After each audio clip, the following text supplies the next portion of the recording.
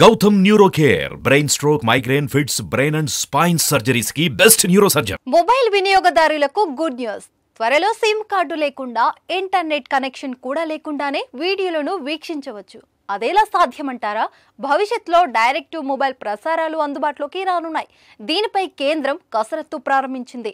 Broadcasting సమ్మిట్లో కేంద్ర సమాచార ప్రసార కార్యదర్శి అపూర్వ చంద్ర ఈ విషయం ప్రకటించారు. దేశీయంగా అభివృద్ధి చేసిన డైరెక్ట్ మొబైల్ సాంకేతికతకు సంబంధించిన ట్రయల్స్ దేశంలోని 19 నగరాల్లో జరుగుతాయని చెప్పారు. ఇందుకోసం 470 నుంచి 582 MHz స్పెక్ట్రమ్ రిజర్వ్ చేయడానికి బలమైన గ్రాండ్ ప్రిపేర్ చేస్తున్నట్లు అపూర్వ చంద్ర తెలిపారు.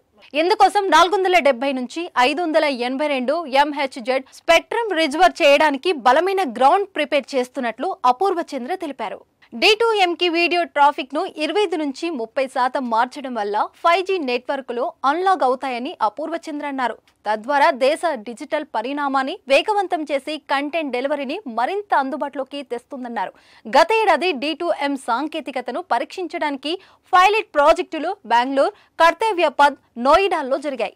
D2M టెక్నాలజీ దేశవ్యాప్తంగా దాదాపు 8 నుంచి 9 కోట్ల టీవీ డార్క్ ఇళ్లను చేర్చుకోవడానికి సహాయపడతాయని చంద్ర అన్నారు.